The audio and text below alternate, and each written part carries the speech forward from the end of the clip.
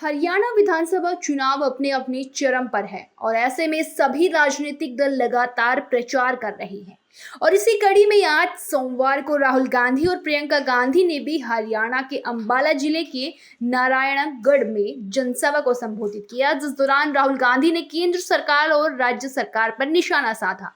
उन्होंने कहा कि अमीरों के खाते में केंद्र सरकार धड़ाधड़ पैसे भेजे जा रही है। इसके अलावा उन्होंने कहा कि जब किसान कानून आए तो केंद्र सरकार ने कहा कि ये कानून किसानों के लिए है। अगर ये कानून वाकई किसानों के लिए है तो किसान महीनों से सड़क पर क्यों हैं? सुनिए। सम्मान जरूरी है और सबकी रिस्पेक्ट होनी चाहिए। जेब में, हमारे लोगों के जेब में कितना पैसा जा रहा है और जेब में से कितना पैसा खींचा जा रहा है। आपके पास सम्मान हो, मोदी जी आपकी 24 घंटा रिस्पेक्ट करें, मगर 24 घंटा आपके जेब में से पैसा निकलता जाए और आपके जेब में पैसा ना आए तो सम्मान हो सकता है मगर भूखे मर जाएंगे।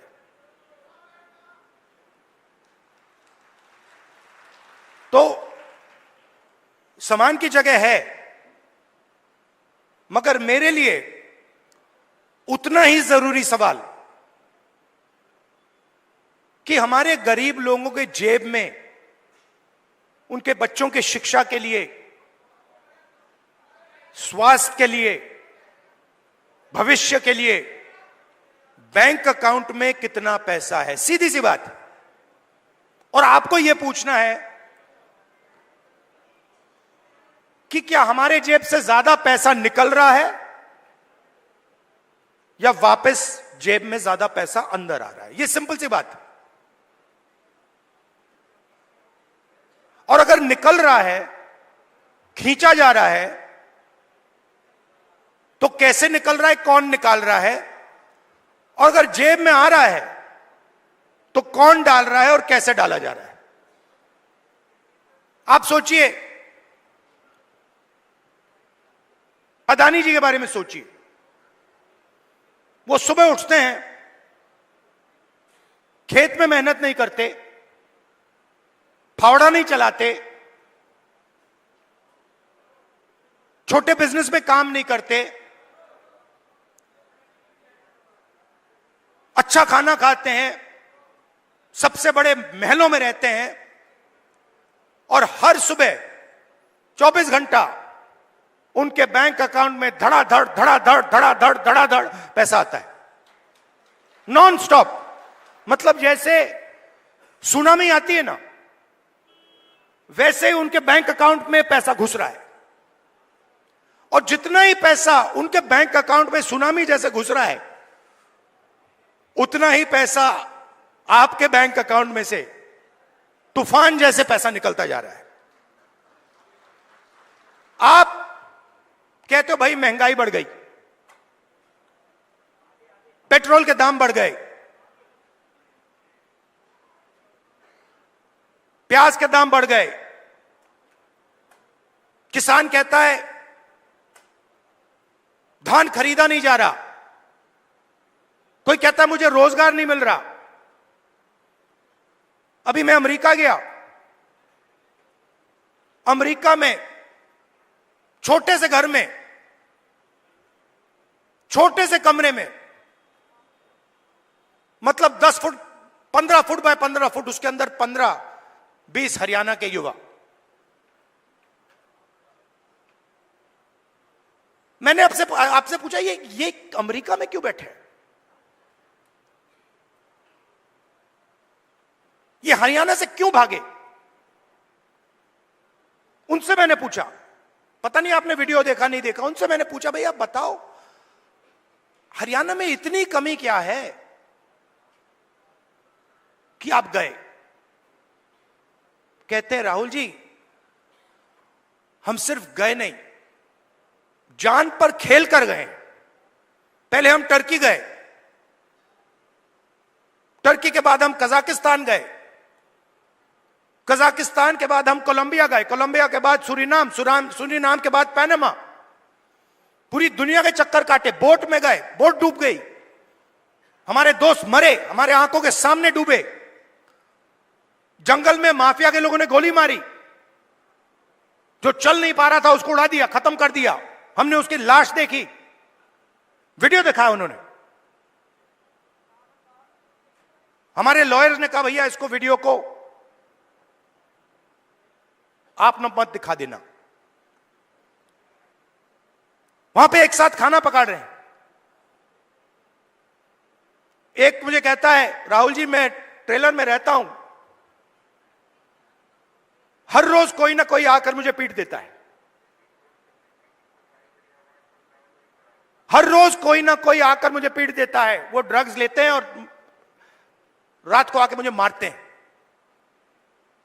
दूसरा कहता है भाई राहुल जी मेरा एक्सीडेंट हो गया, मेरा पूरा पेट बाहर निकल गया, मैं चल नहीं पाता हूं। उन्होंने मुझे कहा जाके हमारे परिवार से मिलिए। मैंने कहा क्यों? कहते हैं राहुल जी हम इनको 10 साल के लिए नहीं मिल पाएंगे। 10 साल के लिए हम ना अपनी माता, ना अपने पिता, ना अपने बच्चों को देख पाएंगे, क्योंकि अगर हम वापस गए तो वापस अमेरिका नहीं आ पाएंगे। मैंने पूछा कितने पैसे लगे, मतलब जेब से कितना पैसा निकला रोजगार ढूंढने के लिए? कहते 50 लाख रुपए लगे। मैंने कहा कहां से आए? आधे कहते खेत बेचकर, दूसरे किया लोन किस लिया 2% प्रति महीना, मतलब साहूकार से लोन लिया। अगर कोई 2% प्रति महीना लोन ले लेता है वो बच नहीं सकता, उसमें डूबेगा वो।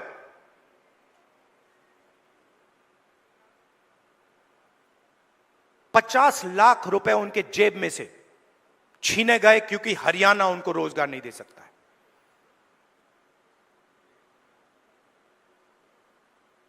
कहां गए? किसके हाथ में गए? क्यों गए? फिर मैं वापस आया, वायदा किया था, करनाल गया, 5 बजे सुबह परिवार से मिला, वीडियो कॉल चल रही है। मैं सोच रहा हूं ये हो क्या रहा है। एक तरफ अमेरिका में डैलस में 20-25 युवा, हिंदुस्तान का फ्यूचर वहां बैठा हुआ है, इस तरफ माताएं, बहनें, बेटे, हम बातचीत कर रहे हैं। मैं परिवार से बोल रहा हूं और बात करते हुए एक छोटा सा लड़का देव दौड़ता हुआ कंप्यूटर के पास जाता है, कंप्यूटर को ऐसे पढ़ता है, पकड़ता है, चिल्लाता है पापा पापा पापा पापा वापस आओ। पापा मुस्कुरा रहा है। मैंने देखा ये मुस्कुराना नहीं चाहता है, ये रोना चाहता है, मगर इसको अपने बेटे के सामने मुस्कुराना पड़ रहा है। क्यों?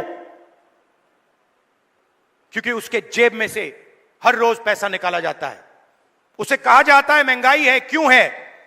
क्योंकि अंबानी और अदानी जैसे लोग हिंदुस्तान के किसानों से, मजदूरों से उनका हक छीनते हैं, उनकी कमाई का पैसा छीनते हैं। हर रोज होता है। नया कानून बनता है, कहा जाता है किसान के लिए कानून बनाए गए। किसान के लिए अगर कानून बनाए गए हैं तो हिंदुस्तान के सारे किसान सड़क पे क्यों आए?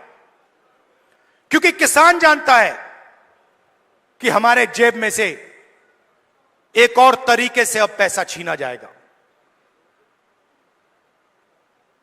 जमीन ले लेते हैं। भाइयों आप एक बात समझो, आप एक दुनिया में हो जहां आप जमीन खरीदते हो। अगर आपको जमीन चाहिए, आप किसी और के पास जाते हो, कहते हो भैया मुझे जमीन चाहिए, वो आपसे कहता है ये 50 लाख की जमीन है, 50 लाख रुपए दो, 1 करोड़ रुपए दो, मैं आपको जमीन दूंगा। ये नॉर्मल होता है, हिंदुस्तान के हर नागरिक के साथ होता है। ये अंबानी अदानी के साथ नहीं होता। अदानी कहता है मोदी जी से, मोदी जी मुझे ये जमीन अच्छी लग रही है, कोई पेमेंट की जरूरत नहीं, हिंदुस्तान के किसान को परे कर दिया जाता है। नया शब्द विकास। विकास के लिए जमीन चाहिए। किसकी जमीन? गरीबों की जमीन, किसानों की जमीन। अमीरों की जमीन नहीं चाहिए विकास के लिए। मतलब अदानी जी से 1 एकड़ कभी नहीं लिया गया विकास के लिए। अंबानी से 1 एकड़ नहीं लिया गया विकास के लिए। हिंदुस्तान के किसानों से रोज विकास के लिए जमीन ली जाएगी। खेत खत्म हो गए, धान नहीं खरीदा जाता, सही रेट नहीं मिलता, फिर आप भगते हो सेना की ओर। आप कहते हो चलो यहां काम नहीं हुआ, चलो आर्मी में जाते हैं, बॉर्डर पे खड़े हो जाएंगे, देशभक्ति की आग है उसे जलाएंगे और वहां खड़े हो जाएंगे। फिर मोदी जी कहते हैं नहीं भैया, वहां से भी हम आपके जेब में से चोरी करेंगे। यह अग्निवीर स्कीम नहीं है, यह गलतफहमी में मत रहिए। यह जवानों की पेंशन चोरी करने का तरीका है। सीधी सी बात है। जो नॉर्मल जवान होता है उसे पेंशन दी जाएगी, पूरी जिंदगी उसे पेंशन दी जाएगी। जिसको अग्निवीर नाम दिया है उसे पेंशन नहीं मिलेगी। मतलब अग्निवीर से उसके जेब से पैसा छीना गया है। कहां गया? अदानी जी की जेब में। आप देखिए बड़ी बड़ी उनके, जाइए वेबसाइट पे जाइए, Adani defence. Adani defence Israel की कंपनी है, अमेरिका की कंपनी है, उसमें अदानी को लेना देना नहीं है। इजराइल की कंपनी हथियार बनाती है, उस पे अदानी का लेबल लगता है। कारतूस बनाती है, ड्रोन बनाती है, उस पे लेबल लगता है अदानी।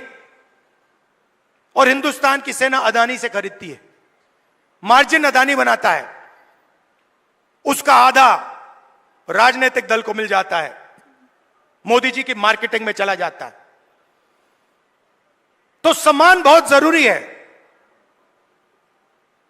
मगर पैसे के बिना सम्मान मिल ही नहीं सकता। और मेरा लक्ष्य, जितना पैसा मैं बता रहा हूं आपको, याद रखो, जितना पैसा इन्होंने अदानी अंबानी को दिया है उतना पैसा मैं हिंदुस्तान के किसान, मजदूर, गरीब, दलित उनके जेब में डालने वाला हूं। एक ना एक तरीका निकाल कर, एमएसपी दिलवाकर, कर्जा माफ कर मैं बता रहा हूं, जितना नरेंद्र मोदी ने इनको दिया ना, आप देख लेना, उतना पैसा हम कांग्रेस पार्टी में गरीबों को देने वाले हैं। सिंपल सी बात है, सिंपल सी बात है। आपके जेब में से कितना निकल रहा है और जेब में कितना जा रहा है। लोकसभा चुनाव में हमने बात कही, मैं आपको बताऊं मजे की बात। हमने कहा कि हम चाहते हैं कि हिंदुस्तान के हर गरीब महिला के बैंक अकाउंट में 1 लाख रुपए डालना है। वो सारे एक्सपर्ट खड़े हो गए, मैं बता रहा हूं आपको, सारे एक्सपर्ट खड़े हो गए, नहीं नहीं नहीं नहीं नहीं नहीं, नहीं हो सकता, करा नहीं जा सकता, ऐसे नहीं होता। मैंने उनसे कहा देखो भैया, आप एक्सपर्ट हो, आपको जो बोलना है बोल दो, मगर 1 लाख रुपया हिंदुस्तान की गरीब महिलाओं के बैंक में जाएगा। आपको अच्छा लगे ना लगे, आपको जो कहना है, जो करना है कर लो, मुझे कोई फर्क नहीं पड़ सकता। अगर 16 लाख करोड़ रुपया अदानी जैसे लोगों का कर्जा माफ हो सकता है, तो मैं बता रहा हूं 16 लाख करोड़ रुपया आपका कर्जा माफ हो सकता है। और मैं ये नहीं कह रहा हूं कि भैया उनका मत करो, इनका करो। मैं कह रहा हूं कि अगर अरबपतियों का हो सकता है तो फिर किसानों का हो सकता है। अगर आप न्याय चाहते हो, आप चाहते हो कि किसान का कर्जा माफ ना हो, मोदी जी कहते हैं किसान का कर्जा माफ नहीं होना चाहिए, तो फिर ठीक है, हर किसान इस बात को एक्सेप्ट करेगा, मगर फिर अदानी का भी 1 रुपया माफ नहीं होना चाहिए। अगर आप कहते हो कि अदानी का पैसा माफ होगा तो फिर किसान का होगा, मजदूर का होगा, स्टूडेंट्स का होगा, माताओं बहनों का होगा। और अगर आप चाहते हो कि हिंदुस्तान के किसान का कर्जा माफ ना हो, हम एक्सेप्ट करने को तैयार हैं, मगर फिर अरबपतियों का नहीं होगा। मगर अगर आप उनको पैसा देते हो तो इनको देना ही पड़ेगा। हम ये दो हिंदुस्तान नहीं चाहते, हमें एक हिंदुस्तान चाहिए, न्याय का हिंदुस्तान। इसीलिए हरियाणा में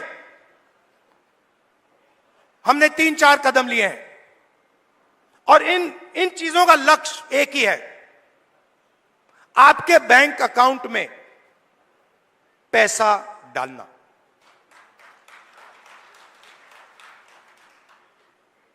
सबसे पहले महिला शक्ति योजना 2000 रुपए हर महीने महिलाओं के बैंक अकाउंट में। आजकल गैस सिलेंडर कितने का है? कितने का लगता है गैस सिलेंडर? 1200, 700 रुपए, मतलब 500 रुपए का गैस सिलेंडर में लगेगा, 700 रुपए आपके बचेंगे, जेब में 700 रुपए जाएंगे। सामाजिक सुरक्षा जो ओल्ड पेंशन स्कीम है उसको हम फिर से लागू करेंगे और 6000 रुपए हर महीने के विधवाओं को, बुजुर्ग लोगों को और डिसेबल्ड लोगों के बैंक अकाउंट में जाएगा। युवाओं के लिए सरकार में 2 लाख खाली रोजगार है, 2 लाख पोजीशन, मतलब 2 लाख लोगों के जेब में से नरेंद्र मोदी जी ने पैसा काट रखा है। 2 लाख युवाओं को हम वो सरकारी पोजीशंस देने जा रहे हैं और सबको, हर जात को, सब लोगों को न्याय के साथ, रिस्पेक्ट के साथ ये 2 लाख पोजीशंस दी जाएंगी। सीधा आपके जेब में पैसा जाएगा हर महीने बैंक अकाउंट में।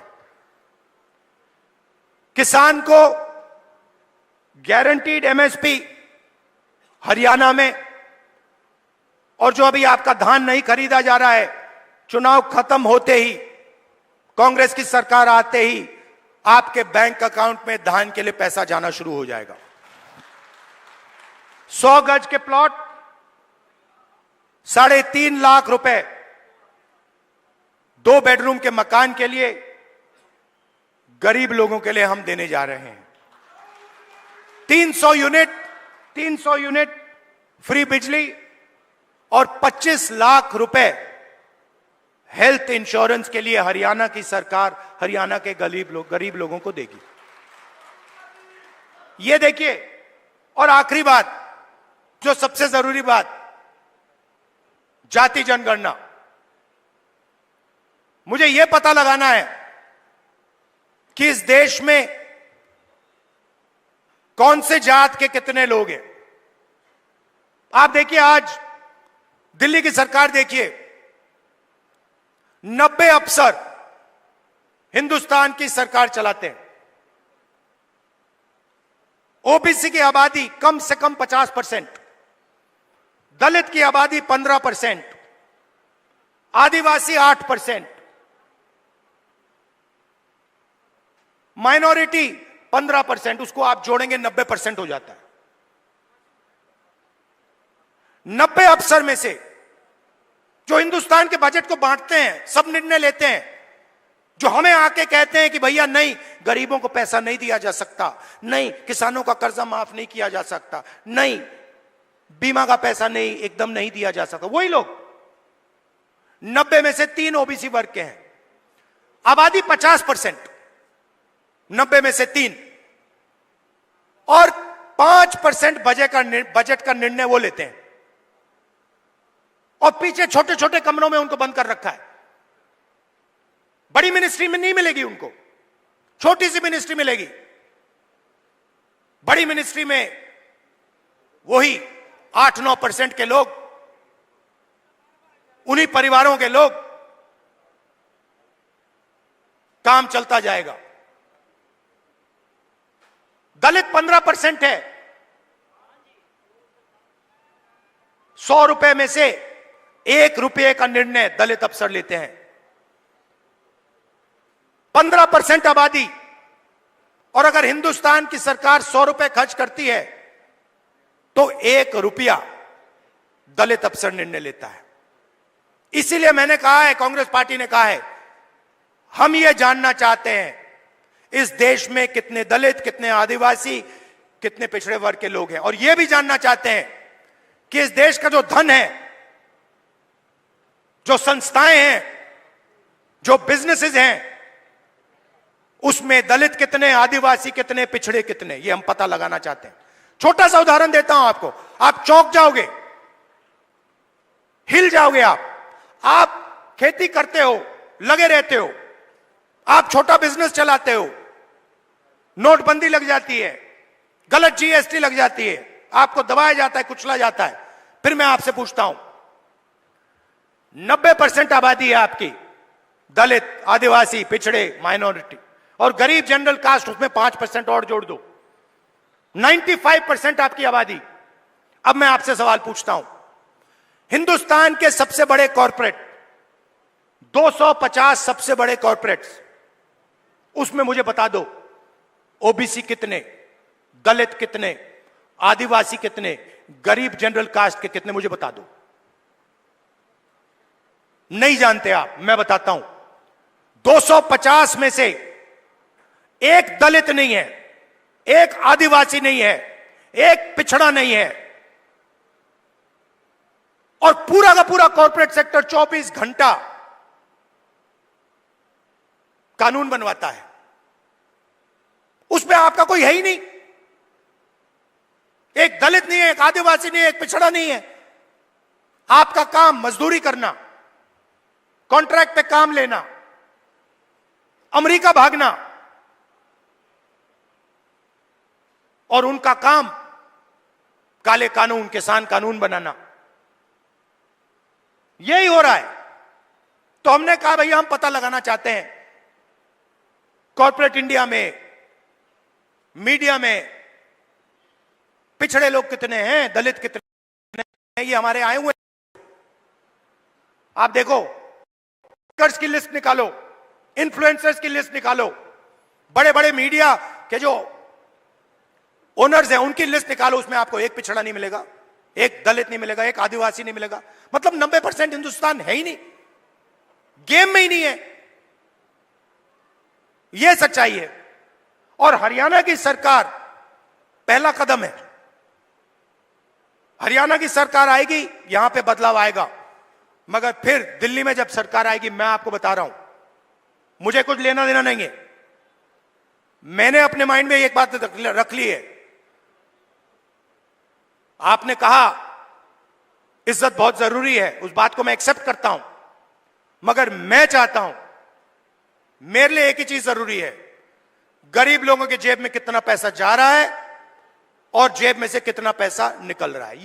ये मेरा इक्वेशन है, और इसको मैं छोड़ने वाला नहीं हूं। जहां भी मुझे मौका मिला ना, जहां भी मुझे मौका मिला, जो इस देश को चलाते हैं, किसान, मजदूर, गरीब लोग हाथों से चलाते हैं, खून पसीना देकर चलाते हैं, जहां भी मुझे दिखाओ उनके बैंक अकाउंट में पैसा डालूंगा।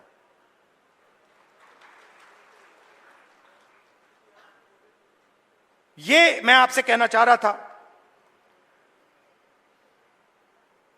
मैंने आपको धान की बात बताई कि जैसे ही हमारी सरकार चुनी जाएगी, वैसे ही धान का पैसा आपके बैंक अकाउंट में आना शुरू हो जाएगा। दूसरी बात, सरकार बनेगी तो 36 बरादरियों की सरकार बनेगी, सबकी सरकार बनेगी, न्याय की सरकार बनेगी, और भागीदारी सबको दी जाएगी। और आखिरी बात, ये जो बीच में इंडिपेंडेंट पार्टी आ रखी हैं, छोटी छोटी पार्टियां हैं, ये सब बीजेपी की पार्टीज हैं। इनका रिमोट कंट्रोल इनके हाथ में है। लड़ाई बीजेपी और कांग्रेस के बीच में है, विचारधारा की लड़ाई है। एक तरफ न्याय, दूसरी तरफ अन्याय, एक तरफ किसानों का हित, गरीबों का हित, मजदूरों का हित, और दूसरी तरफ अदानी जी और अंबानी जी जैसे लोगों का फायदा। यह मोदी जी की सरकार नहीं है, यह अदानी जी की सरकार है, यह बात याद रखिए। और हरियाणा में अदानी जी जैसे लोगों की सरकार नहीं चाहिए। किसानों की, मजदूरों की, गरीबों की सरकार चाहिए। जब भी आपको मेरी जरूरत हो, जब भी आपको मेरी जरूरत हो, पार्लियामेंट में भाषण करवाना हो, कोई मुद्दा हो आपका, सरकार पर प्रेशर डलवाना हो, यहां हरियाणा में आके आपसे बात करनी हो, आपको सिर्फ ऑर्डर देना है। आपको कहना है राहुल इधर आओ, मैं हाजिर हो जाऊंगा। आप सबका दिल से बहुत बहुत धन्यवाद, नमस्कार, जय हिंद। और कांग्रेस के कार्यकर्ता, नॉर्मली क्या होता है, आमतौर से क्या होता है, बब्बर शेर अकेले दिखते हैं। जंगल में एक बब्बर शेर दिखता है, एक शेर दिखता है। यहां पे हजारों हमारे शेर आए हुए हैं। एक साथ बाहर जाकर निकलो, बीजेपी को यहां पे हराओ। धन्यवाद, जय हिंद, नमस्कार।